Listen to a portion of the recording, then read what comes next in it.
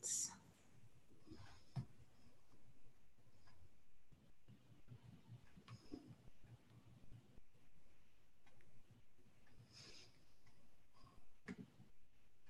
Okay, welcome everybody to our Tuesday live stream with me, Dana Morningstar, and Angie Atkinson. Hey. So I guess people are still going to be hopping on here pretty soon. So I guess we were talking last week about opening with something that we just have been thinking about throughout the week. And one of the things that I have been thinking about a lot is, I get this a lot from people about being open-minded. Yeah. And I thought this was a good topic to bring up. A lot of people will say, oh, well, you know, being open-minded as far as a person changing or kind of even what's possible in the world. And I just wanted to point out that, you know, there's a difference between being open-minded and being in denial. Yes. And a person being open-minded and being gullible. And being open-minded means that we're open to possibility, but we're also open to the possibility that things are either true or false. Right. A lot of people think open-minded is just that everything could be true.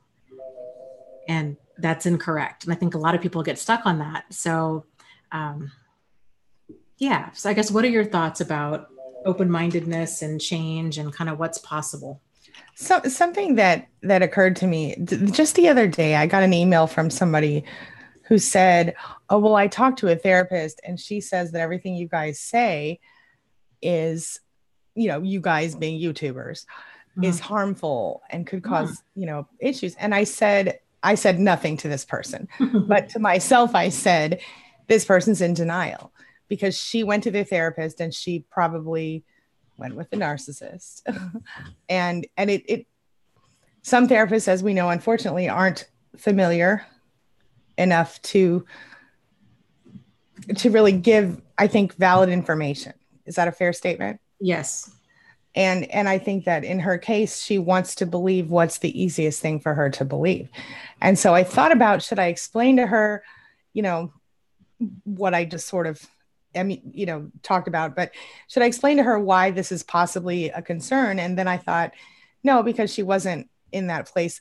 I think open-minded means not just being open to the possibility of change because some people can't change, but also being open to the possibility that they can't change, that you don't understand what you're looking at, that it is possibly a toxic person who can't be moved. Is that, I mean, I think I think that's accurate. And I think what you're talking about too, as far as there's a lot of mental health professionals out there that I think they understand certain aspects of psychology from their understanding. But if, you know, understanding like, you know, different theories of like moral development or, you know, Erik Erikson or Piaget or Freud or different certain theories, those are all interesting and good. But if a person doesn't have an understanding of what healthy boundaries are, of what manipulation is, of how this stuff goes down, then all of those developmental theories, cognitive behavioral therapy, dialectical behavioral therapy, all of that is not helpful. And if anything, it's harmful because they have all of these other tools to support their existing beliefs about the world. And I see a lot of therapists unintentionally gaslight their clients because they're operating from the standpoint of, you know, love conquers all and everything is a communication issue. And I guess to touch on that, everything can be a communication issue, but sometimes it's a communication issue with ourselves. Right. And not improving the communication with somebody else, especially if we're dealing with a manipulative person. Totally agree. And how many of us can say that we've been to a therapist with a narcissist and that we were treated that way? I was treated that way by a therapist, and, you know, who was trying to, you know, bring out the fears of the narcissist and tell me that, you know, well, he just thinks you're going to leave him. So that's why he's so mean and horrible to you. So what did that say to me? That said, try harder. That said, you're not trying hard enough. You're not proving your love enough. And what that was harmful. And it kept me in that relationship longer than I should have been, you know? Yeah, absolutely. And I think when when people start justifying abusive or manipulative behavior, and they're like, oh, well, this person has abandonment issues, or maybe they had a bad childhood, or they were abused, or they this, that, and the other happened. They're not addressing the problem. They're actually enabling the problem, and they're becoming a flying monkey. And what's so dangerous about this kind of stuff is it flies under the radar, and it kind of is a almost covert way of shaming the person into staying. And a lot of people who have never been through this, they're like, oh, well, you know, you just got to be the bigger person, and it's all about compassion and this, that, and the other. And it's like, you know, if that stuff, if there's no understanding of self-protective measures, of healthy boundaries and standards and deal breakers, that can really drag a person off course, because they're thinking, well, this other person's a therapist, so they're this beacon of emotional health. They have this insight that I don't have into my situation, and they must be right. And with you. Yeah. That can be so dangerous. And I think that's one of the things that, you know, we really try to encourage people is you've got to find your center and figure out like what's right for you, even if you're in a room full of friends, well-intended people that are telling you, oh, family's forever and commitment is forever, and you got to stay with this person regardless of how they treat you. And if not, then you're somehow, you know, like failing. Unsavory.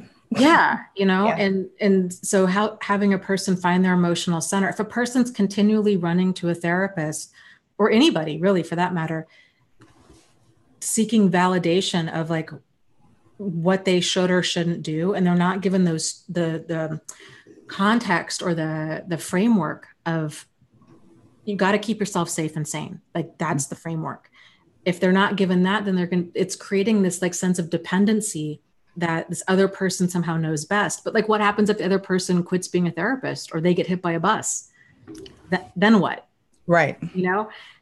So there is no, substitution for us questioning everything and learning to think for ourselves and making self-care and our self-protection a priority. I completely agree. And it's funny because I can't tell you how many times people have tried to shut down my own, you know, questioning everything. And I think that I bet everybody here can identify with that same thing. It's not even always bad people. It's sometimes it's just people who are, you know, really strong in their own beliefs, but they maybe haven't experienced the same things that we have experienced. You know what I'm saying? So I think, yeah. And like Nikki Lee here says, she says that everyone tells her that I'm brainwashing her. She said, but I've stopped talking about it because I know what's good for me and what's not. And that's what part of the reason I think that so many people in our community come together, because people who haven't been here not always, but most often don't get it. Right. I mean, they don't quite understand the pervasiveness of all of this stuff. So, yeah, you know, it's this idea that and I've heard this before from several different mental health professionals, and it just makes me want to climb a wall. It makes me so crazy, is people tend to think, oh, the abuse is a problem when it's happening. And therefore, when the abuse stops, the problems stop. And it's like, no, the problems oftentimes continue, because it's, especially when any kind of abuse. I mean, I think even physical abuse has a heavy component of psychological and emotional abuse to it. For sure. But that erodes a person's sanity. It erodes their sense of identity and their perception of reality. And that takes a while to get back. But that's the catch in this, is if a person gets back to where they were might have still been problematic if they were operating from kind of that normal, decent person mindset of, people will treat me like how I treat them, and love conquers all and commitments forever. Because all of that stuff sounds so good in theory that we don't question it. And it's maybe not a problem, but it is a problem until we get tangled up with the pathological person. Right. And like X dude says, same thing. I just basically, the sick truth is the majority of the world doesn't understand narcissistic abuse. So if you ask another person's opinion, it doesn't usually help. And I think that's entirely true. I think that's exactly, you know, and Wildflower says when she went with her ex, they they went with her ex, I guess. And she said they had to say, to therapy.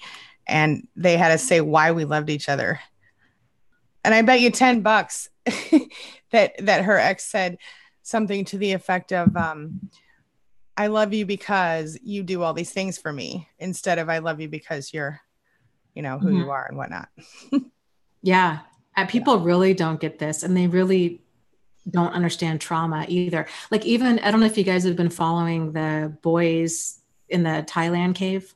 I have. Yeah. Okay. I have too. I've been like staying awake way super late just to see what's going on. And they rescued all of them. So thank goodness. What a miracle.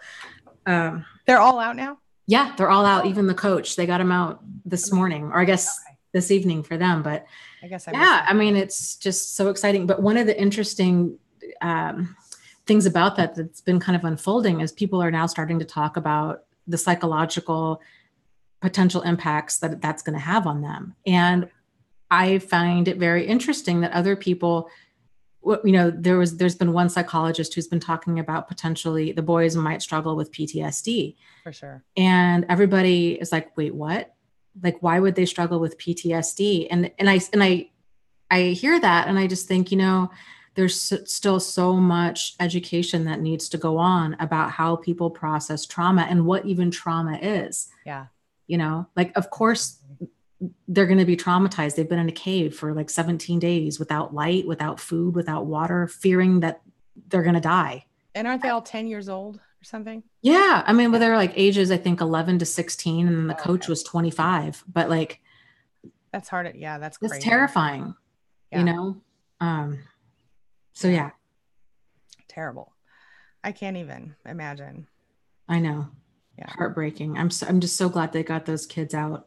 Me too. I get, and that one Navy SEAL who passed away, trying to help, that just broke my heart. I couldn't even, poor guy, poor family, anyway. Yeah. Let's see. Oh, and this is interesting because James says, well, Nikki said, unfortunately you have to experience it to fully understand. Hearing get over it and move on makes it worse. I agree. But then James said, yeah, but they know about verbal, sexual, spiritual, mental abuse. A lot of people do, but they don't fully understand this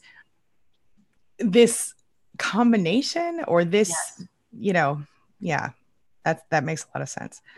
Anyway, it's one thing to know, like to know something. Yeah. But unless a person understands how this goes down, they don't fully understand it. So like, it's one thing to understand, to have like a cognitive understanding of like PTSD or emotional abuse or trauma bonds or whatever. But it's everything that leads up to that. It's all of the slow boundary pushes. It's that erosion of reality and of your person's sanity and of themselves. It's that part of the pie that most people are missing. We all think we have healthy boundaries, right? Like, we all think that nobody thinks that they would ever join a cult or be in an abusive relationship or be manipulated. Yeah. That's the stuff that happens to other people. Other people get scammed, and then when it happens to us, then people are like, oh my God, how did I get here? What happened? Because it's that chunk of everything that leads up to the problem that is so hard to nail down, because it's so, it varies so much from manipulator to manipulator, and it can be so subtle. I mean, it can be like the way the context. It's like the way a person looks at another person. It's the way that maybe certain phrases they use. It can be, an icy glance and just silent treatment. It can be so subtle that it makes a person feel petty, or if they're making a big deal out of something, if they experience this. Right. And it happens. I always say it's the only kind of abuse that can be, I have this, there it goes. It happens even like in crowded rooms, and you're the only one who knows. I always say, you can, it's the only type of abuse that could be committed in a whole room full of people, and only you and that person would know it's happening. And that's how subtle it is, because like you said, it could be a certain look or a phrase when, even when they say it, it might sound perfectly friendly to an untrained ear, but to you, when you get home, you're in trouble. Yep. And that's, I think, why this is so hard to detect, and so hard for people even close to that person to sometimes see them amusing someone else. I've heard of situations where the children don't recognize that it's happening, even though they're in the same house. They start to, well, mom or dad, you really did this or that. They kind of start to fall for the line, and it's crazy. Well, and especially with children, like Stockholm Syndrome and trauma bonds is very, very real. True. And I used to work with a therapist who worked in Child Protective Services for many years. How she managed to be such a wonderful, like loving, balanced person after all of her experiences, I don't know. She just was amazing. And we were talking one day, and she was telling me about these 2 or 3 children she had to go to court for and testify as to what she found in the home. And it was like severe neglect, severe abuse. It was really cut and dry. She was petitioning to try to get them out of the home and in with either I think it was like their grandmother or either a foster family, one of the two. And the kids just didn't want to go. They continually justified the bad treatment. Just this complete, and she said it was just so frustrating because trying to do the right thing and get these kids out of this toxic environment, and they kept feeling sorry for their parents, and they're like, who's going to be there for them? And I think the parents they had, drug and alcohol issues on top of some other stuff. And yeah, it's amazing. And if you see people that are on trial for murder, even their family will oftentimes, even though it's a slam dunk, like, yeah, they have this person on film, trying to commission a hit on somebody, right? Like it's a slam dunk, like that person was trying to get their partner murdered. Their family will oftentimes continue to justify that. Yeah. And it's just something that we all need to watch out for, because we all, like I said, we all think we have healthy boundaries until we realize we don't. Right. Right. And I think that's the biggest thing. And, for a lot of us growing up in a home where we weren't allowed to create or place boundaries in our lives, and then coming into adulthood, do we even know what a boundary is? And if we do, sometimes they're kind of confused or convoluted because of what we grew up with. I'm not saying every situation is this way, but I'm saying a large percentage of us on some level experienced toxicity growing up, whether it was from the home or we were bullied in school or whatever. Something somewhere affected us like 99% of the time, I think, or maybe 90, I don't know, but a large percentage of the time. Very rarely do you find someone who grew up completely healthy. I mean, what's healthy anyway? And then find them in a toxic relationship as an adult, because they already know how to create boundaries when that's the case most of the time. Would you agree?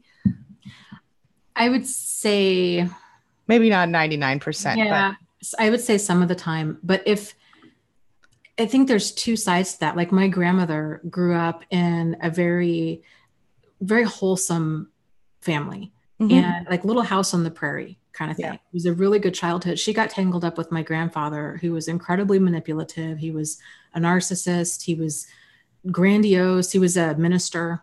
And she just didn't see him coming. And she did not realize that she was so wrapped up in all of this, and stayed for decades thinking that, because he kept blaming her for all of his cheating, everything that he was doing. And she just believed him,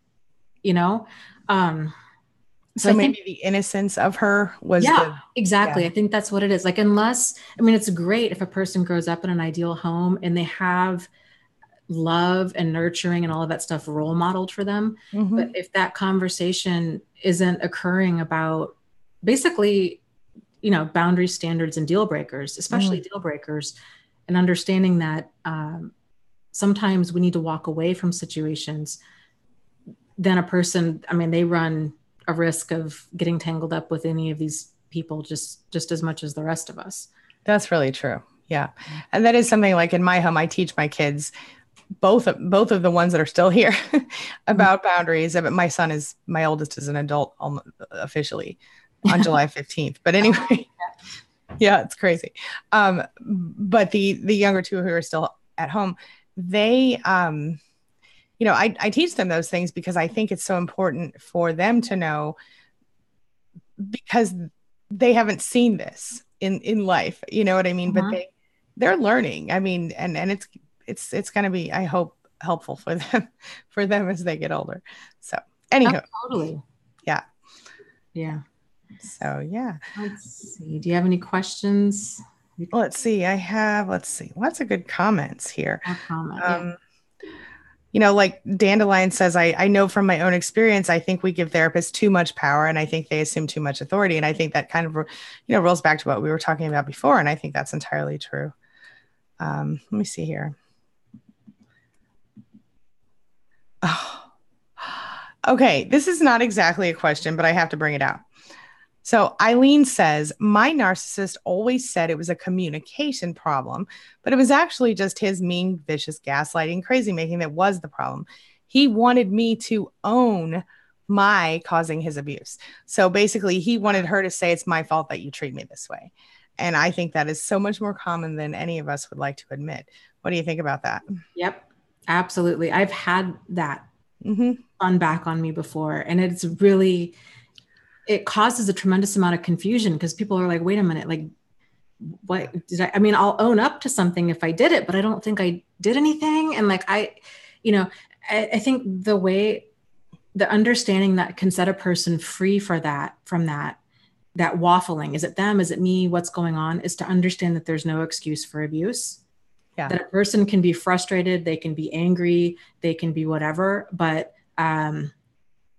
like running hot and cold, being manipulative, being abusive, like that stuff's not okay. So you're not at fault for that. Like that's on them. Let me see if I took a picture. There was a comment that I got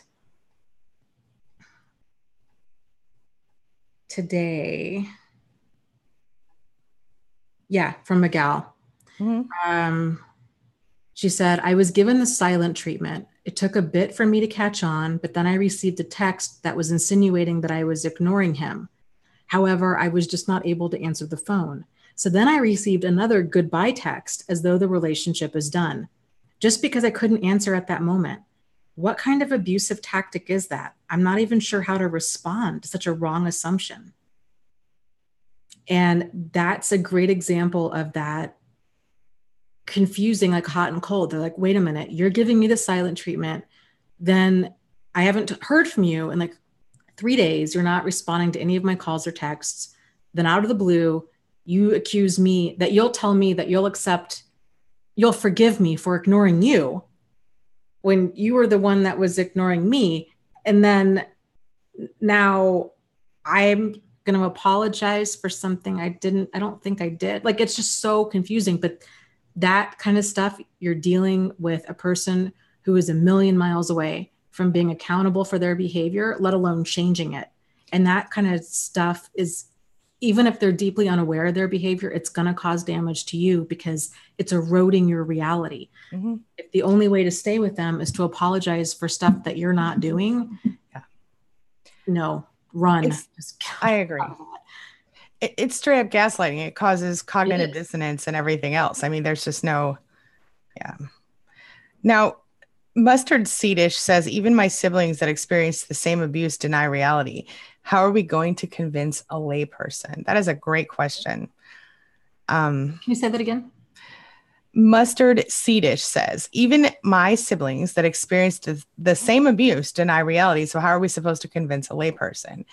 And honestly, from my perspective, I would say, don't try unless you are forced to. I would not try.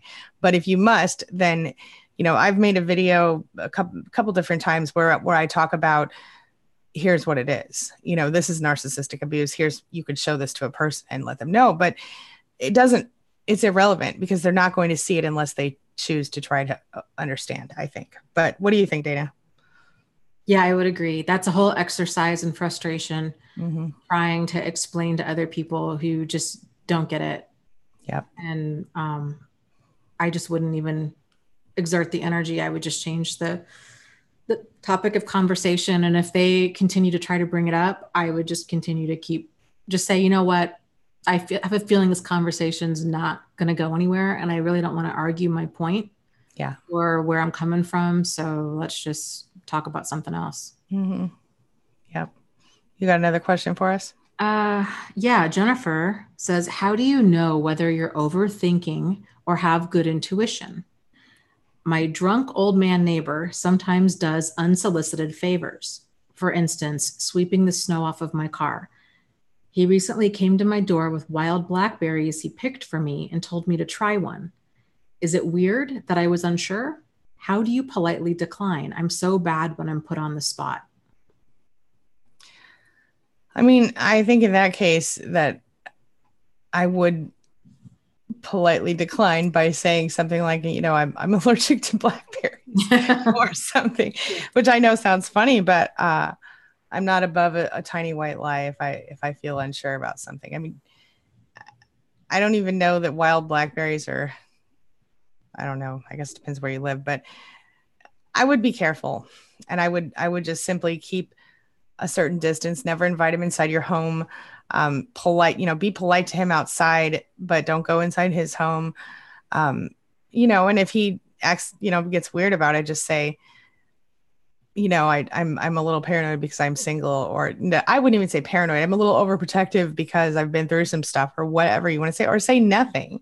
Mm-hmm. I don't think that you're required to, you know, allow people to be in your life who you feel uncomfortable with. I understand you've got a neighbor, he's a drunk old man, whatever. He's probably just trying to be nice. But if he makes you feel nervous or unsure of something, just kind of keep your distance. Like if he comes to the front door, don't open the screen.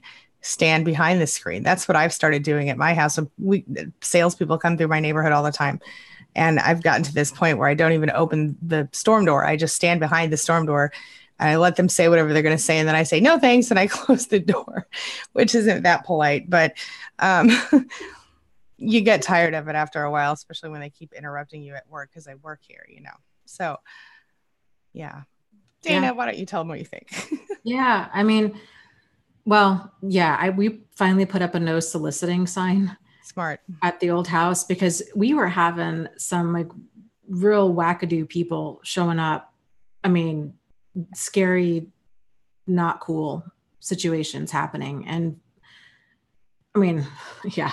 So, I mean, I had a situation at a friend's house about a couple months ago. I was dog sitting and I was walking her old dog around the block, and the same, like this older man, I had my headphones in, starts approaching me. I was on the sidewalk, starts coming down his driveway. I didn't see him until he was probably about, I don't know, 7 feet away from me.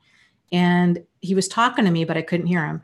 Took out my headphones, and I just got a weird vibe from him. And he was asking something about the dog, and like he wanted to pet the dog, and we had a retractable leash. And so, I mean, the dog was right there. And so I retracted it and just backed myself up by about 5 feet. And I think he was a little kind of put off by that, but I didn't care because it was just unsettling. Like who runs down, who comes down their driveway to go pet a strange dog? Just the whole situation just kind of felt off. And I don't normally feel off around other people. So I had to just kind of honor that instinct and realize, like, if he perceives that as me being rude, then so be it. But I'm not going to put myself in harm's way so that he doesn't think I'm being rude. And so same thing with your neighbor. Like if he comes to your door, like Angie was saying, talk to him behind the screen. You don't even need to open your door. That's true. And I would just stay. I'm a big fan of, especially with strangers, staying away, keeping at least 3 to 5 feet between me and them. And if they start encroaching on that space, I just start backing up. Especially kind of strange men. I know that might sound kind of sexist, but if some guy's approaching me in like a parking lot or in the street or whatever, I want a healthy distance between myself and somebody I don't know. Well, and I think in some cases it's about that person. I mean, the fact is that I know you're very tall, like I'm very tall. Right. We're not that tall. Yeah. And so I know that for me, it's the idea of just someone being physically able to do anything that I don't want them to do just because they're bigger than me. And that, I think, is maybe why you feel more fearful of men than women walking through the, Probably. Yeah. But just to clarify for the all of our gentlemen that are here, but I think regardless of that, it's about personal comfort. And I think I want to touch on another point that she made earlier in the chat. Jennifer said, how can you learn to trust your instincts when you're a hardcore overthinker? Because Dana, I don't know about you, but I'm a hardcore overthinker. Mm-hmm. Do you experience? Yeah. So I think it's about, like you said, Jennifer, when Dana read your question, she said that you felt like something was a little off. How did she put it? She felt like, anyway, basically you got a sense that maybe it wasn't okay or something like that, or you felt a little uncomfortable with it. And I think that right there is intuition. When you, for no logical reason, or for maybe a logical reason, but when you feel something like that, that's your intuition going back up. Now you could sit around and think about it for 6 hours and make yourself crazy. But if you learn to trust those feelings, I mean, the worst thing that could happen is that he would think, that lady's really paranoid. Mm-hmm. Big deal. I mean, I think we have to stop caring how other people feel over our own safety. Over our own safety. Yeah. It's like, if you watch that show on Netflix called, I forgot what it's called. It's got Kimmy Schmidt in it. It's called Unbreakable. Have you seen that? I don't know. It doesn't sound familiar. It's funny and good, but it's about this girl who, this is going to sound funny that I just said it's funny and good, but you'll have to watch it. Tina Fey made it. But about these girls who were kept in a bunker underground by this kidnapper for 15 years, starting in the 90s. And they came up 3 years ago, and now they're all kind of stuck in the 90s, but that's funny. But in the show, the reason she got stuck in the bunker is because she felt weird that this guy came up in the van and said, whatever he said to get her in the van. But then she thought she wanted to be polite and not hurt his feelings or upset him. And then he ended up stealing her for 15 years. Yeah. And I mean, it's done in a comical way in the show up to a point, but I think we can all relate to having had something terrible happen to us when we didn't, maybe not that terrible, but something where we regretted our decision because we did something to make someone else comfortable and not ourselves. And I'm not saying you should walk around trying to make everyone uncomfortable, but you should always consider your own comfort and the way that you feel about something. And I think that's where the intuition loops in with the logic. I don't know. And I think one of the challenges with honoring our intuition is, our brain is a meaning-making machine, and it's continually looking for patterns. And the challenge with following your intuition is we don't see the end result. Mm-hmm. If we've honored that intuition, then we've avoided danger. Yeah. So it's really hard to tell if we did the right thing because we never know what the outcome would have been. Right. And so to other people, it can really seem like, and into ourselves, you're overreacting. You're being too judgmental. You're being rude. You're this, that, and the other. But if, in the book, The Gift of Fear by Gavin de Becker, he talks about this, and he talks about when something feels off, it's because it's off. And for example, like in offices, mm-hmm. They've found with mail bombs and office shootings that kind of stuff, there's a delayed response to it because people don't want to overreact. And so they might get a package in the mail. They're like, you know what? Boy, they'll even joke about it. This sure looks like a mail bomb. And people are like, yeah, that sure does. Ha, ha, ha. And they open it and boom, it's a mail bomb. Yeah. Or they'll hear what sounds like gunshots and people will joke, I hope that's not, Fred or Mary who got fired on Friday coming back to shoot up the place. And then sure enough, it's Fred or Mary coming to shoot up the place. And so, the reason we do that is because it's hard for us to understand that this could actually be happening to us. Like there's just kind of this psychological defensive denial that this isn't really going on. And so it just triggers this cognitive dissonance in us that we think, this can't happen to us. So we continue moving full speed forward and how we would normally proceed, even though we're picking up signs that this is indeed off. And so like with interacting with other people throughout your life, you know, especially if somebody is doing you a bunch of unwanted favors, I mean, that would make me uncomfortable too. And if my neighbor came to my door, I don't even care who they are. If they came to my door with the baked cookies or something anything, I would just throw it in the trash, because I worked as a home care nurse for long enough time to know that a lot of people are not as sanitary as I would like them to be. So just for that reason alone, like unless I know the person and I've been in their house, I'm not going to eat their food. So that stuff just goes straight in the trash. But if somebody's given you the heebie-jeebies, I mean, think about it. Do you normally feel that way about most other people in your life? Good question. The odds are you probably don't.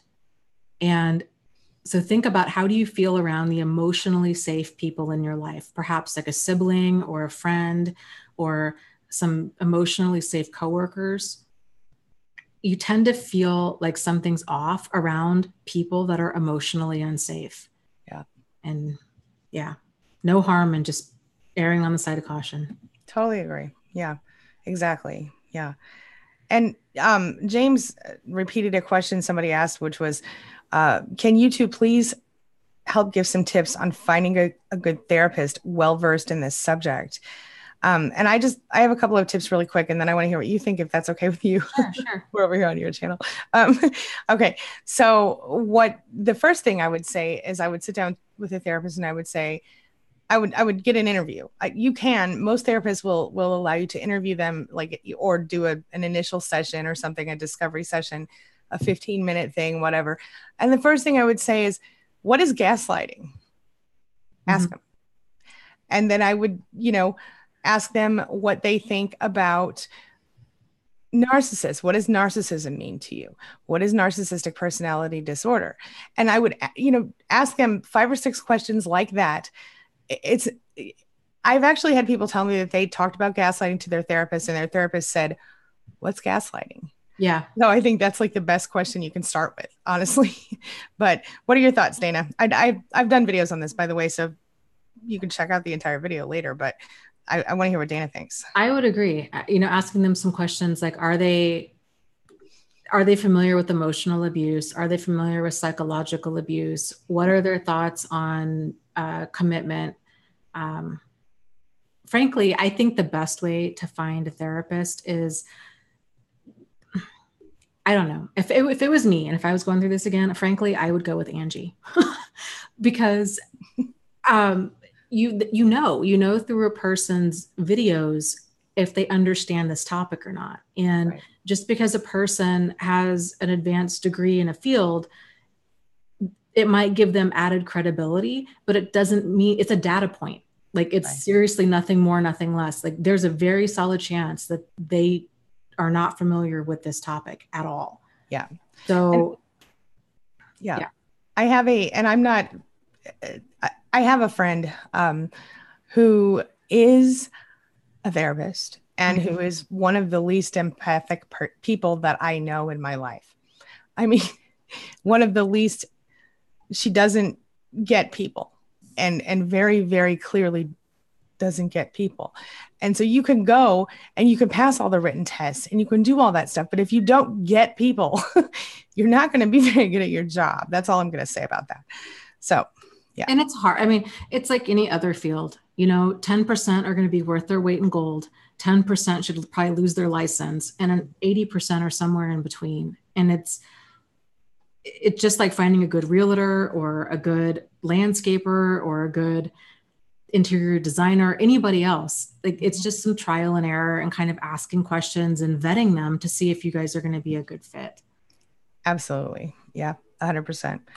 Yeah. And here's a question from Dandelion Greens, who says, this is really empowering, Dana and Angie. It's really helpful for me. It's hard, but I'm learning to put my safety concerns over the what will he or she think. This is big for me. Yeah. And I think rehearsing that ahead of time, it takes some practice. doing things a different way. I mean, I think we were talking about this last week, like just locking your doors around strangers. Yes. You know, can feel really uncomfortable. Like, oh my gosh, am I being judgmental? Am I being rude? Like practicing in ways that the emotional investment is really low. Yeah. Where you just get comfortable being like, yeah, I lock my doors because I don't feel safe. Like whatever, like you think whatever you're going to think. I don't care. Yeah. And, you know, the older I get, the less I give a crap about what anybody thinks. And that's funny to say, but, and I think it's not really about my age so much as it's about my personal development, because, you know, I'm trying to teach this to my daughter right now. She's kind of at that point where she's kind of on the precipice of being, you know, an adult, but she's only 10, but she's very mature in certain ways for her age. And so I'm watching her develop, and I'm trying to teach her that it doesn't matter what that girl thinks. It doesn't matter what that boy thinks.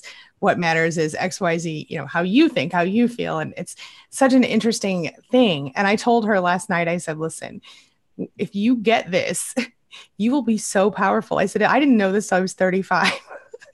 If you get this now, girl, you're going to run the world. Anyway, but it's really the truth, I think, up to a point. It's not just that. It's also understanding that you do have more control over your perception of your life and how that really affects the outcome of your life. But that's a whole other ball of wax. Yeah. Anyway. And I think watching, you know, there's so many videos. I mean, that's just the power of the internet. Like there's so many videos out there on this topic. Angie's got a ton. I have a ton that I need to get carved up into smaller videos. But like, you know, where if you can pick out these different techniques and start seeing the fuller picture, this is learning, right? Yes. Like this is practicing. It's sort of like in the Karate Kid, where Mr. Miyagi is having Daniel, you know, painting the fence, and Daniel's like, well, when am I going to learn? Like, when am I going to do this stuff? And Mr. Miyagi's like, you are doing it. And then it progresses to like wax on, wax on. And next thing you know, like Daniel can fight. And that's what this is. So it's learning these different techniques and then practicing them. And so then when push comes to shove and you have that skill set and you're able to pull it all together, but it does take practice. I love that comparison. Love it. And just slightly off topic. Yeah. Have you watched the YouTube Red Cobra Kai? Yes, I am in love with that show. Me too. I love it so much. Okay. And it's interesting because do you remember How I Met Your Mother? Did you watch that ever? Yes. Okay. Well, in one of those episodes, Barney Stinson, the narcissist, he talks about how the blonde guy was the victim. And this was sort of alluded to. And I didn't even hate the blonde guy in this series. Okay, moving on. But I love it. I love it so much. Can't wait for the next season. Yeah, I will say though, with that show, that Cobra Kai show that Angie's talking about, that's been kind of almost the disturbing trend I've noticed in TV lately. I've seen it with Game of Thrones, and then again with this Cobra Kai, where they start giving more of the backstory behind the bad guy, and it makes them more of a sympathetic character. That's really true. So I think people have to kind of watch out for that, but see it as entertainment only. That's all I'm saying. Yeah. Definitely. Very entertaining. Yeah. Okay, let's see here. So, this is a good question. Jen Archer says, how do you know what is reality after 30 years? That's my question. You want to start? Man, that's a really big, deep question. Yes, it is. It is. There's so much to that, but yeah. I mean, we could go super, super way deep with that. Like, what is reality? It's a construct of all of our thoughts and beliefs, and we could get like super deep with that. I guess I would encourage you to start with focusing on what is healthy. Start there. I don't think we need to have like everything all figured out, but if you can just focus on what is healthy, keeping yourself safe and sane, knowing what that means to keep yourself safe and sane financially, emotionally, psychologically, sexually, physically, on like every single level.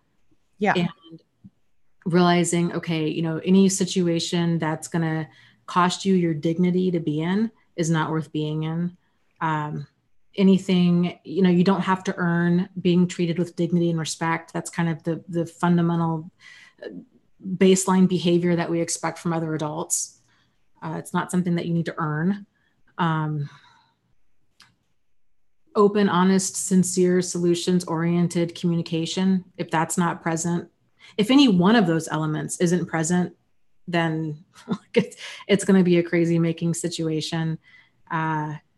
Any situation that basically that you wouldn't want somebody that you care about to be in is not worth being in. And agreed. I think too, the good news is that your inner self, I think this stuff is hardwired into people, you know, like I feel like a lot of the stuff that I'm saying or that we're saying, it resonates with people because it's like, it reminds them of who they really are.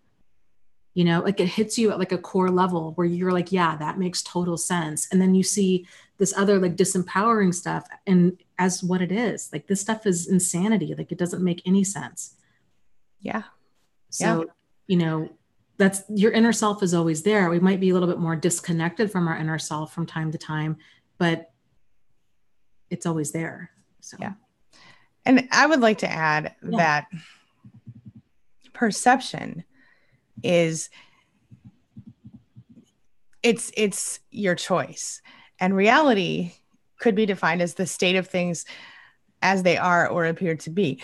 And so just remember that reality is what's in front of you, but you've been taught to doubt that. And so this is where I would throw in, first of all, let me say I agree with everything Dana said. That's entirely 100% accurate. But to add to that, if it's not enough for you, do the thing where you make the list of all the perceptions that you were taught by someone else. So if somebody told you you were not smart, you know, write that down. I'm not smart. If somebody told you that you were too tall, write down, I'm too tall. Whatever those perceptions were, and then go back the next morning, cross out, I'm not smart, and write, I'm the smartest freaking person on the planet, or whatever you want to believe, you know, whatever you believe to be true. Or if they said I'm too tall, write down, models are tall. You know what I'm saying? Like whatever it is, write down the truth as you perceive it, and eliminate those beliefs that someone else shoved in your head during that time. I just want to throw that in there. Yeah. Yeah. And I think you bring up a really great point about there's a difference between like perception of reality and reality. And I don't know if any of us truly have an understanding of reality with like a capital R. Right. It's just, it tends to be our perceptions of reality. That's all we can have. That's all we can have. Right. Yeah. I mean, so, you know, the narcissist, the manipulator, they're going to have their own perceptions of reality. Like they're going to feel like a victim. This is why therapy is an exercise in futility. They're going to feel like a victim if you say no to them, if you set boundaries with them, if you quit allowing or enabling like their toxic behavior. In their mind, they're the victim of us. Mm-hmm. And they feel like they shouldn't have consequences because they have reasons for doing what they do. They just don't understand that just because you have a reason for doing something doesn't mean that it's okay to go do it. You know, like just because I need money doesn't mean that it's okay for me to go rob a bank. Exactly. Or if I get frustrated, doesn't mean it's okay for me to, you know, hurt somebody else or to kick my dog or whatever. Like, yeah. And let's loop back around to the Karate Kid example and the Cobra Kai thing, right? Just because that guy had a crappy stepdad doesn't give him the right to beat the crap out of that little Daniel kid back in the day. Just, right. Yeah, totally. Yeah. Love it. Okay. You got another one for us? No, but I will start digging. Okay. Let's see here. I have... Jen Archer says, I've considered they might be aliens. I thought of that too. Yeah. Let's see here. Has been tough and painful. Okay. I don't know what that question is. Oh, Dandelion says, that's cool. She told James, I think it was Angie a while ago. I think she said something like, ask them what they know about gaslighting as a start to see. Cool. Thank you. Yeah, that's true. Okay. I like when people remember things I said. Let's see here. There's a question from Dayani, but I think I'm missing the first part of it. Okay. The second part of it she mentions something about like, it's like the universe decided, gee, it's been 5 years since the last narcissist. Let's throw a cheating sex addict in the works. So let's talk about that for a second. Because every manipulator is different. This is another reason it can be so difficult for any of us to link up correct cause and effect. And a lot of people, you know, the first even 1 or 2 manipulative people that we have and that come in our life, it can feel like a fluke, you know, like a hit and run accident.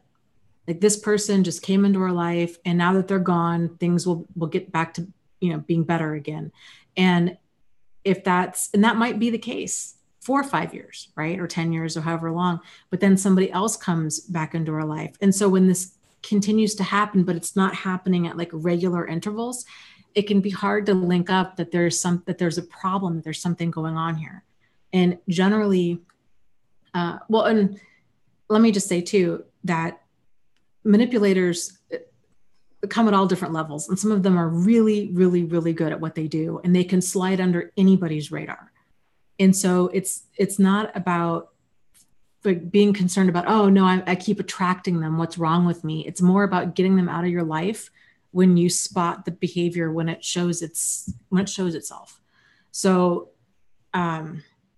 linking up incorrect cause and effect, and you know, I've had it took me decades to realize, to see the patterns between like narcissistic friends, narcissistic coworkers, narcissistic men, sociopathic people in my life, because it wasn't all the time. Like I had a lot of really great experiences, I would say more great than harmful. So it seriously just felt like fluke after fluke. And, but it's worth examining, especially those initial stages of how did this person fly under your radar? And I think for a lot of people, it tends to be, they move very quick and they tend to be incredibly charming. Like Jennifer was saying with her neighbor, oh, but he's so helpful. He's wiping snow off my windshield, and he's coming into my door and offering blueberries, and that kind of stuff is seemingly off, but seemingly harmless. And it just continues to be like, that's weird, that's weird, that's weird. And then it just leads this person down this trail if they don't stop that kind of stuff that they're uncomfortable with. Absolutely. Yeah. And I want to say, I don't know if this is a value, Dayani, or not, but I think it's really important. This is something I'm working on with my daughter right now, and something I still have to remember myself sometimes. But I think it's really important not to say things like, the universe decided to throw some crap at me. And the reason I say that, this is the only thing I'm going to add to what Dana said, is because you've got to remember you get what you expect. And so if you're sitting around saying to yourself, the universe threw this crap at me, you're going to expect the universe to be throwing more crap at yourself. So and it's not just you, it's how the whole, I'm not going to go into all of it, but my point is, please try to not think things like that. Think, okay, well, this is not what I want. This is a fluke. It's out. I want somebody healthy. I want somebody like this, like this.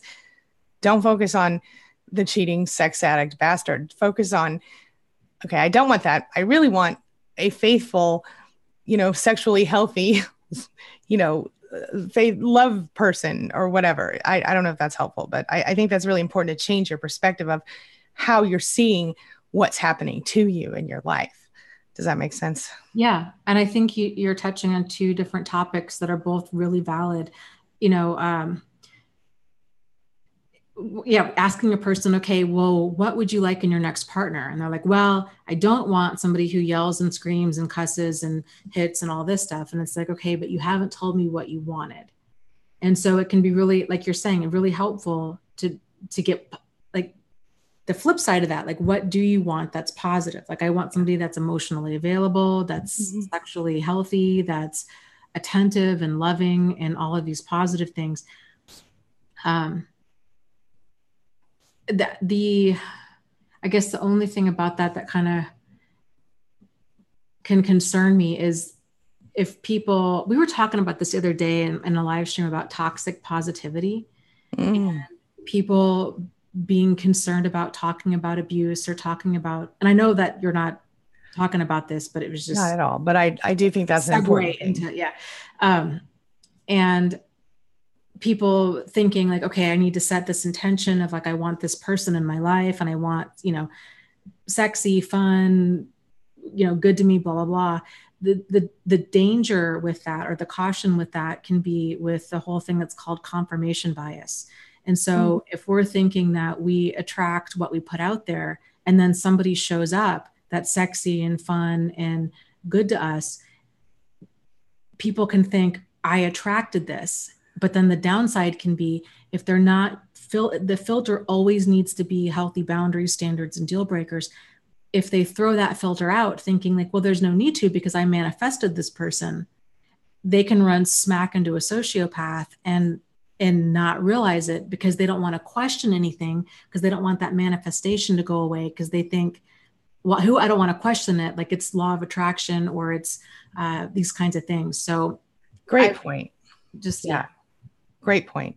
And I would never encourage you. And that is excellent. I think it's so important that you brought that up. It's excellent, because just because you think you manifested somebody doesn't mean they get to abuse you or that you must stay with them.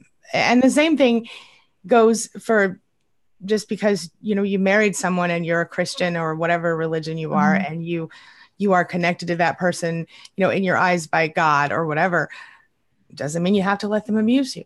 Even some of the most conservative of religions don't condone abuse in relationships. So, I mean, but yeah, it's all subjective. I'll shut up, but I agree with what you said. And I think that's very important for everyone to consider. Yeah.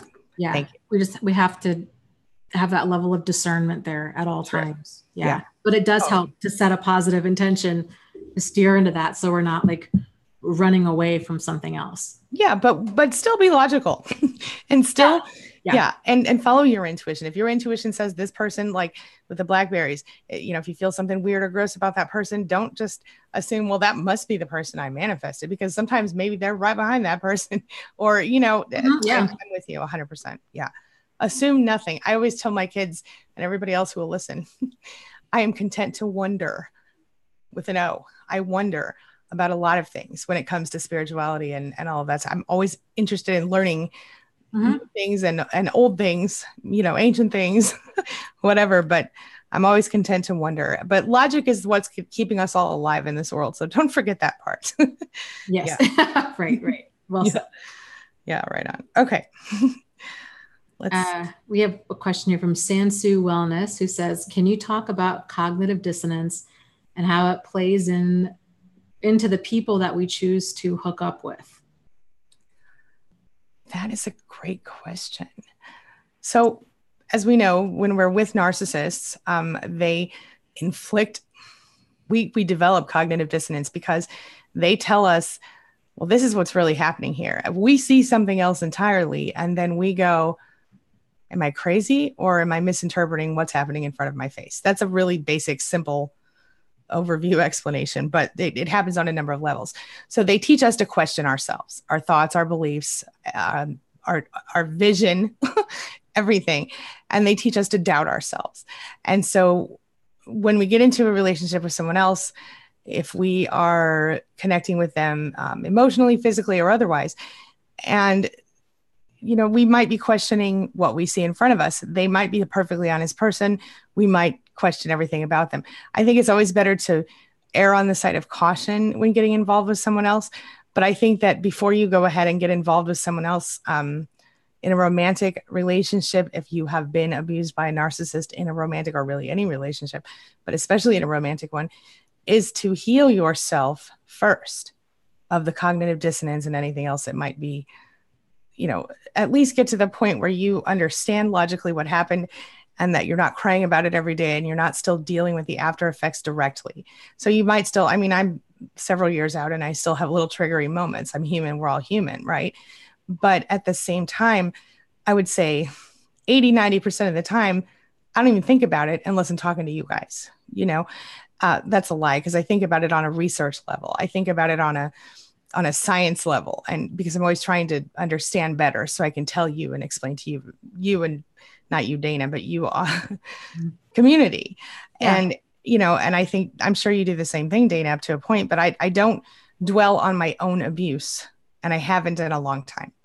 And I think that is when you wake up one morning and you go, I didn't even think about that person all day yesterday, you're on the way. But the cognitive dissonance of it and how it might affect the way that you proceed in future relationships. Now, I know Sansu personally is, and so I know she's not like 18. Mm-hmm. And the reason I say that is because I think if an 18-year-old asks this question, hookup would mean something different than what she means, I think.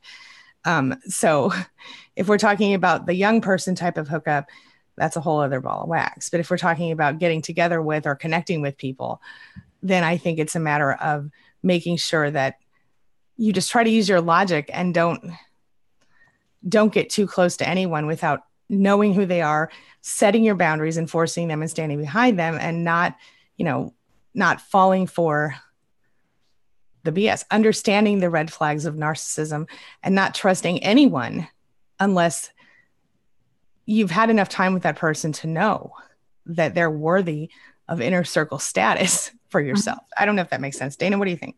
Yeah. Well, cognitive dissonance, it's a $10 term for mental distress. And generally it's the mental distress we feel when we're holding two conflicting thoughts about the same topic at the same time, right, as it pertains to the action that we're going to take. Because human beings, we need our thoughts and our actions to line up all the time. If that doesn't happen, we feel confused and we feel upset. So we have one of those two things has to change. We have to either change our thinking to line up with our action or change our action to line up with our thinking. Mm-hmm. And this is how that slippery slope starts. So if you're feeling, so that mental distress registers as confusion. And as that confusion grows, because it's not able to be resolved, because what we're experiencing is registering as this is weird, like with Jennifer's situation, but we're trying to convince ourselves this is not weird, this is not weird. We're going to have to continue to justify it. And that can get a person like way off track. So this is why when I talk about, it's really important if you're experiencing confusion in a situation, this is your sign. This is your sign to take a few steps back, because we don't tend to experience confusion on an ongoing basis unless there's something that's off. Mm-hmm. And it's just such a big sign. And we all experience cognitive dissonance in a wide variety of ways on a fairly regular basis. So in a wide variety of contexts, but it's generally always a sign that there's something bigger is going on here that we need to address. And the reason within the context of relationships or friendships that we have, when we're experiencing confusion, well, generally, not even just with relationships or friendships, when we're experiencing confusion, it's generally because we know that something's a problem, but we wish that it wasn't. That's where that confusion is coming from. When people ask for advice, they're experiencing confusion. They're trying to figure it out. Why do people ask for advice? They generally know that something's a problem. They generally know what they need to do. They just wish they didn't. They don't want to hear, you need to distance yourself from this person, or this relationship is not, you're being manipulated. They don't want to hear the truth. So like they stay in that confusion, hoping against hope that they're wrong. So when we talked about earlier, like getting yourself to a place where you're feeling grounded, thinking about who do you feel emotionally safe around in your life? Is it a friend? Is it your daughter? Is it, Angie, like whoever you have like in your life where you're like, you know what, I feel emotionally comfortable around this person. Think about how you feel around them. Mm-hmm. You're not second guessing them. You're not wondering about their intentions. You're not feeling tense. You're not Googling their behavior. You're not rehashing events. You're not doing any of that. You're just enjoying their company, right?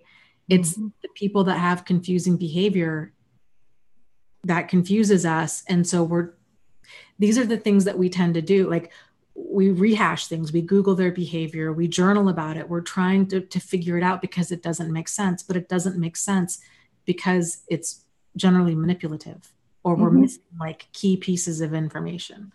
Yeah, absolutely. So So we have Jack Goodings. He's saying his ex is hoovering him a lot, catfished him on a dating site, left a half finished beer bottle, their special flavor, outside his front door, called, said nothing. Um, went on a dating site, looked at the profile. The only person who looked at it was this person. And he says, like, she must be trying to get me to not be angry at her, to get me back into her life as a friend so she can triangulate me with someone. I mean, I guess that's a possibility. I think it sounds like a straight up Hoover attempt, but it is interesting that the catfishing thing happened. I don't know. What do you think about that, Dana? Thoughts? Anything? Well, I would say anybody, any behavior that would register as stalking or kind of creep me out, instantly that person would be off my friend list. So I don't find it endearing or anything that a person would kind of leave some sort of clue on your porch. To me, that's incredibly unnerving. Mm-hmm. So I would block them on the internet. I would probably call the non-emergency police and just kind of let them know what's going on and see if they can do some extra drive-bys, like in your neighborhood. I would just shut down all communication, especially if you know the previous communication you had with this person was triangulating and manipulative and just crazy making. Yeah. Yeah. And I think on that same token, it's about using your own logic. I mean, when you know who this person is, and if you're already thinking to yourself, is this because she's trying to do this to me? Trust yourself, man. There's a reason you're thinking things like that. And like you said in an earlier comment, God wouldn't send you somebody like that if that's what you prayed for, you know? Yeah. Yeah. Yeah. And this kind of goes back to what we've been talking about this whole time about, you know, if you go, it's so hard to unlock horns and disengage when you're like, I just want to see how this is going to wind up. Right. There's that level of curiosity of like, why are they doing what they're doing? And does this really mean it, or what I think it means? And is it me, or is it them, or is this a problem, or is it not? That's just going to lead you down that merry path of madness. And I think if you can just realize there's nothing down there, like all of the answers, the clarity, the closure that you seek will not be found. Sadly. There's nothing at the end. It's just a mirage. And the more you chase it, the more it's going to keep moving. That's right. And you have to just let go and realize, and we've talked about this before, like if you can back things up and make your new standard in your life, that you don't do crazy making, that you don't do perpetually confusing behavior, that you don't do that. You don't do mental anguish. Make that your new standard. Then we don't get so far down the track where we're even entertaining any of this kind of stuff. Yeah. We're just nipping it in the bud early on. Yeah. And I think that's an excellent, something you said earlier. You said, if you find yourself Googling their behavior, that should be a damn red flag. Let's be honest, because how did we all at some time or another in our lives, most of us learned about this because we Googled somebody's behavior, or we, you know, or we, back in my day, it was like AOL or something, but we typed into a browser the behavior we were experiencing from someone, and we wanted to know what the heck is wrong with that person or with me that I'm dealing with this. And yeah. I think it's always that entry point to the rabbit hole. Yeah. Right. Like it is the white rabbit. And it's just that in a way the upside to it is it brings a person to this point where they're like, oh my goodness, like I didn't even realize that Wonderland existed. I've somehow fallen down this rabbit hole, and what's up is down and what's down is up. And I'm so confused. What's bad is good and what's good is bad. And like, what's reality? And like everything I thought about the world and my place in it and other people and their behavior is all just all kinds of mixed up. And I don't know how to find my way out of Wonderland. Like, I just want to go back home. But getting these understandings straight in your head about what manipulation is, because manipulation does create, it's like the upside down world. Like it looks like your normal world, but it's not. And kind of moving through that and finding the clarity that you're seeking, like everything that Angie and I have been talking about, just moving yourself to safety and sanity and getting grounded and learning who's emotionally safe and all of that is the way out. Yeah. Yeah. And it doesn't, honestly, I mean, it's so important to think about this because I wanted it. I'm sure every one of you wanted it. I'm sure, Dana, you wanted it at one point for the narcissist to go, here's your closure. Here's my apology. You were right. I was wrong. You were not the crazy one. We all want validation ultimately from that person. Mm-hmm. But if we can recognize we will not get it, at least not anytime soon. And if we do get it, it's only going to be in an attempt to get our attention for something else so they can take us back in and start manipulating again. If we can recognize that and we can take a deep breath and go, I'm going to learn how to validate my damn self. Pardon me. Yep. That's what you have to do. That's the thing. I think that's the key to all of this is that, like Dana said, there's nothing down there. You've got to validate yourself. And when you can learn to do that, it all starts to fall into place, but you've got to heal yourself first. So yeah. Yep. Yes. Okay. How are we doing on time? I think we're at the tail end here. So do you want to find a question and then Yep. I'll find one and we'll call it a day. All right. I've got one from Jennifer who wants to know, does she think that jealousy is, she said, did we think that jealousy was she said, okay, when a boyfriend says that he finds jealousy to be ugly and he hates it, describing an ex-female or friend or ex-girlfriend, and says to you, you've never acted jealous. Is this weird? She said, jealousy is ugly, right? I think I agree. But then she adds that, she just got, how funny. Then where is it? Wait a minute. Then she adds, she's asking because she wants to know if jealousy is a good indicator of intuition or not. And she said, maybe because I don't show jealousy, it could be an indicator that my intuition is off. And then she adds, maybe jealousy is healthy. Okay, look, I think there is such a thing as unwarranted jealousy because I think that I've experienced it as part of my own like PTSD or CPTSD or whatever, where I was in a relationship with someone who gave me every reason to be jealous and I didn't fully get over that. And then when I got into my current relationship, I was triggered by a pregnancy because it was a pregnancy that caused this crap in my other relationship. And so I was unreasonably jealous of this person. That was terrible. So I do think that bad jealousy or incorrect jealousy exists. But I also think that there is something to jealousy having its root in intuition when you are healthy, if that makes sense. But I don't know that jealousy is healthy. I know that it can be human, but not always healthy. I wouldn't say it's healthy. I would say what's healthy is feeling comfortable enough with someone that you don't have that problem with that person. Like today, I'm happy to send my husband on a week vacation with his male friend because I know that they're not going to do anything to hurt me in that respect. I'm not just that. Do you know what I'm saying? Yeah. Okay. Because that degree of trust is there. Yes. Right. And he's had a pattern of appropriate behavior for a long time. Yeah. And I mean, yeah. And he knows my deal breakers.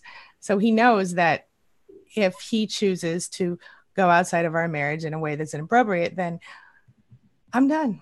And so then he risks, all of this if he, not just me, but, the life we built together and everything else. And so to me, I know him well enough to know that this life is important to him. And so when you know somebody that, important enough to him, he's not going to take some momentary lapse of judgment and blow it all out of the water, I guess. But go ahead, Dana. What do you think about the jealousy? Yeah. Is it healthy? Yeah, I think you're right. There's kind of, there's healthy, like a healthy level of jealousy, and then there's an unhealthy level of jealousy, or I should say warranted or unwarranted, right? So like in Angie's case, her husband, they've been married for a long time. They've been happily married. They've have a healthy degree of trust. It's been earned. And she trusts him because he's trustworthy. She doesn't just trust him because he's her husband, right? Exactly. So he's earned that trust. Yes. What a lot of problematic people will do is they'll be like, yeah, I just need you to trust me, or, I've got a lot of female friends, and then they're doing a bunch of or male friends or whatever, and they're doing a bunch of squirrely stuff. They're liking a bunch of sexy pictures on Instagram. They're chatting up people on Instagram or Facebook, or they're getting texts from, their exes or other people, like in the middle of the night. Like any of that stuff would make a normal person question what on earth is going on. Yeah. So like my boyfriend has some female friends. He's known them all since high school, and we tend to all go out in a group. I know them. I've seen their dynamics, and there's like nothing there. But if I got the vibe that they liked him or that he liked them or something was off, if they were being squirrely, right? Like texting each other in the middle of the night and, yes, like that would be a different story. And I feel like that would be some warranted jealousy and some warranted suspicious behavior. But he doesn't do that because they're just friends, and it's not like that. They've never slept together. They've never dated. They've never there's just a group of friends that they've had since high school. That's it. So, what a lot of abusive people will do is they'll plant that seed early on. They'll say, oh, you know what? My ex was incredibly jealous and I just couldn't take it anymore. It's what ended our relationship. I just want you to know that I have a lot of female friends, and I'm so glad that you're so secure with yourself that you can handle that. And what they're doing is they're planting that seed that basically the message is, if you have a problem with my behavior, I'm going to leave you. Yep. And the reality is their behavior is problematic. So if somebody's, again, like ogling the waitress, they're checking out women every time, or men, whatever, somebody walks by, they're on their phone, they're being secretive, they're, like that kind of stuff. This goes back to moving your deal breaker up to, I don't do perpetual confusion and I don't do crazy making. I agree. I don't give a hoot. Like then we don't need to try to figure out what's really going on. Like it's enough, because I value my sanity to be like, I'm not going to try to chase you down. I'm not going to be playing Columbo. Like I don't have time for that. Yeah. If, and if these other people mean nothing to you, then why are you willing to throw away a relationship with me over nothing? Right. So I don't think it's unreasonable to expect like, hey, if they're friends of yours, like, let's all go out for a drink. Like, let's hang out, right? They're friends, but if you only hang out with them alone, give me a break. Like, save your lies for another day. I totally agree. Yeah. And I think that's what it's really all about is, where I am in my life right now is I don't really care what other people do or think or say or feel, as long as within my relationship, we understand each other. My husband would never think that I would be.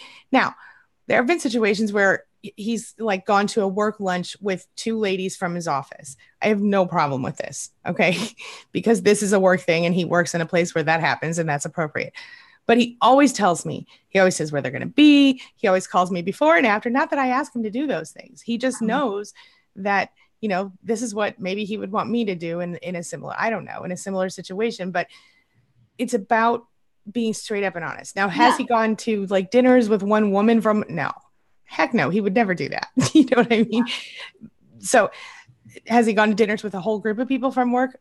Yeah. And the company paid for it. You know what I'm saying? So like, that's a whole other, exactly what you said. It's about communication, trust, openness. If I really wanted to go to that lunch, I'm sure I could have popped in there. I would, but I'm not that girl anymore. I don't ever feel the need to like follow up and walk, go after him and check what he's doing, because that's not how it is. And if I call him in the middle of that thing, he'll answer the phone and he'll either say, hey, I'm in the middle of this thing and I can't talk, but I love you, I gotta go, bye, or whatever.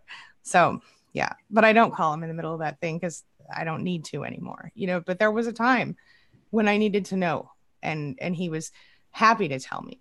That's the difference. Yeah. And like you're saying, like it goes both ways. Yes. Right. So like I have guy friends. Travis knows that I have guy friends. I'm probably going to go out to coffee with the guy friend here in a few hours. And I have told Travis like, hey, this is my guy friend. Like, this is, nothing's ever happened between us. Nothing will ever happen between us. But if you want to meet him, if you want to come join us, like you're more than welcome to. He's a cool guy. Like we just have certain kind of like writing and other things in common. Yeah. But and then you just adjust. So it's making people, your partner, there's that balance there of kind of what's comfortable and what's not comfortable. And it's like if you need to hide your phone, if you wouldn't be comfortable with them reading your messages between each other, with your, or vice versa, if somebody's friends with someone else and they don't want you to read their messages, then there's something to be concerned about. I mean, I know that's a funny thing to point out, but like if I was talking to someone and I didn't want my husband to see the messages, or I felt I needed to delete the messages before he might see them, then I would think that's a boundary breaker. That's beyond what's acceptable in this situation, I guess. I don't know. That's a good metric to use. Yeah. Yeah. If somebody's like deleting their texts or they're editing what the person's seeing, like getting rid of certain ones. Yeah. Yeah.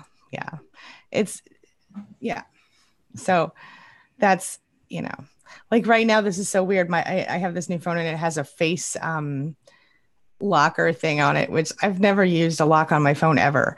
And I'm using it because I'm fascinated by it. But then I noticed it doesn't recognize me without my glasses. So I'm probably going to get rid of it. But without that thing, that it's weird to me to be using it because I've never felt the need to use one before. But I guess I just wanted to try that feature. But my husband doesn't lock his phone. We don't do that because we don't have things to hide. You know what I mean? So anyway. Okay. Yeah. Do you have any other questions that we're gonna? I don't. I think that's it. There's just a lot of comments in here, but people are chatting away. Jennifer, yes, I think that's okay what you asked. She said one of her best friends is male. He lives an hour away with his girlfriend. She knows about her boyfriend's female friends, and he's friends with both of those people, and everything is, she thinks it's okay, and she thinks she's fine with it. I think it's okay too, as long as it's all open, out in the open. Yeah. And it's all like, just depends on you, like where your deal breakers are. If you guys can just shift it around to make it about you and not trying to figure them out, it'll set you free. If you're like, you know what, this is my line in the sand for like what I want in my life. Like, these are my expectations. I don't care if somebody else is or isn't doing something squirrely. If I'm losing sleep about it, if I'm upset about it, if I'm feeling insecure, or you know what I mean? Like, if it just doesn't resonate with me, then it's not for me. Yeah. Period. Totally. End of story. And totally. I totally agree. I want to talk about one more thing really quick. Sure. I guess it's Missouri Cowboy, which, what's up, neighbor, if it's the case, but it says Mo Cowboy. Yeah. And it says, seeing people experience pleasure cause the pain centers of convicted abusers to light up. And he said, thus, I thought that was jealousy. Now, can I just say something? If that's true, which I'm totally going to look up after this session, then I love it. Because if you think about this, if you think about the fact that seeing you happy tortures an abuser, like I've always said, that is the best revenge. Be happy despite the fact that person exists in the world. Happy. If that's really true, I love it. Okay, that's all I got. Yeah. Yep. I love that too. It's good stuff. Yeah. It is. All right. I think that's a good note to end on. Absolutely. Be happy. It's the best revenge. It is. Yeah. Living a great life, and yeah. Can't beat it. Love it. Well, you guys, thank you so much for being here. And this is something that Angie and I do every Tuesday, 1:30 p.m. Eastern Standard Time. And we alternate channels. So next week we'll be over on her channel, Angie Atkinson. So make sure that you're subscribed to both of us so you can get the updates for the live streams. And yeah, we'll see you then. See you then. Thanks, Dana. Have a good one. Thanks.